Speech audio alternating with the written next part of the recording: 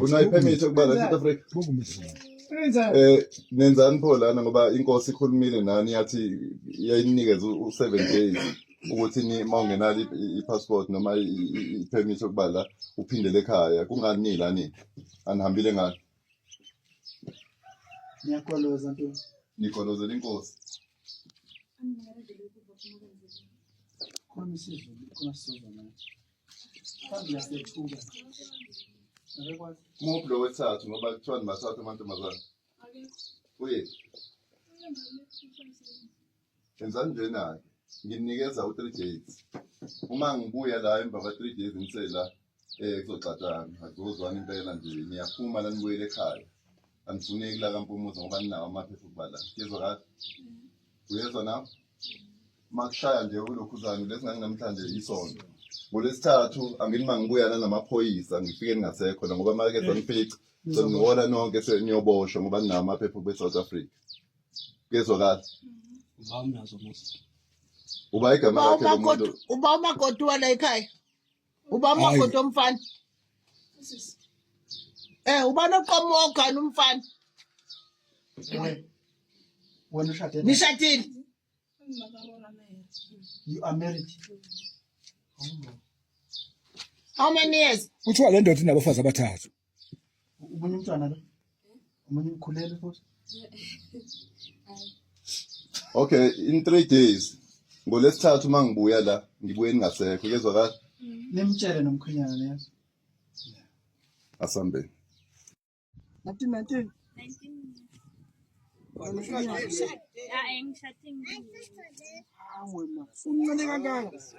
Abathumbile laba bazobenza bakhuthazabo la izicela zabo.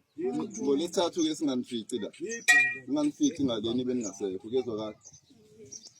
Ingaze niboshwe. Hayi lungile ma siyabona. Yebo. Hayi angicela imbongo. Hayi ngiboshelwe ngekeni. And also Department of Labor and Home Affairs to embark on an operation to curb this thing of the undocumented foreign nationals that are all over in businesses that are employed, which is quite very unfortunate. And I want to believe that what they do now is going to ensure that even those who want to come into our country illegally, they will fear that the police don't go to KwaZulu-Natal. They know that going to KwaZulu-Natal, the police will catch you. Even though the owners of the businesses will know that they will get arrested, because after this, the owner must face the consequences. And as the government of KwaZulu-Natal, federal government, we are quite happy with what the police are doing, with what the Department of Labor and the Department of Home Affairs are actually doing here. We are going to embark on more operations because we have information. We know where else there is information that there could be people who are here illegally. Are there talks about possibly deporting these undocumented foreign nationals? Yes, they are deported. Even on the previous operations, I even spoke to the National Minister of Home Affairs, indicating that they have even prepared buses to ensure that they deport them. They are deporting them because that was the frustration I got from the side of the police, that now their accommodation has become too crowded now. Fortunately, I spoke to the minister. I have no information which suggests that there's still a problem about that now.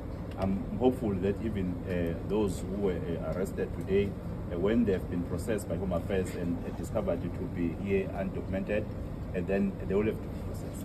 Thank you very much. Hello Mzansi, welcome to Mgosa Semzansi. KZN ithi cartel oyindzaba yema-foreigner. Ithi ma-foreigners njena awahambe. So bahamba bende door to door kisana babakhipha one by one or bathi nje bakhathela indzaba yama-foreigner and khona abantu labanengane ngisho kuthiwa sebavile ukuthi abafunwa nenkosi seyishilo ukuthi they need to evacuate, they need to vamoza. But solo bahleli bona with the hope yokuthi hayi finally into towehla sizoqhubeka sihlale la South Africa. And these people have a lot of kids kesana baninqumbi abantwana and ngithi mangibuka ama video ngibona indlela labantu laba abanebantwana labaningi akhona uthola munyana 4 bantwana bonke bancane una 3 unangaki bantwana labantwana labo kufanele bahambe bayo attend tikolo takuphi la South Africa mase isikhathi sesifikile ukuthi baye etikolweni. Yo guys, kazi South Africa iyobanjani in 10 years to come ngebantu bokuqhamuka. Kazi South Africa iphuphuma kangakanani ngebantu bokuqhamuka, because if ngiyalokhu kube ngalendlela, imagine 10 years to come, imagine 20 years to come. This is bad, guys. This is really bad. Please do comment what you think below down on the comment section. Don't forget to hit the notification bell. I'm signing out, so goodbye.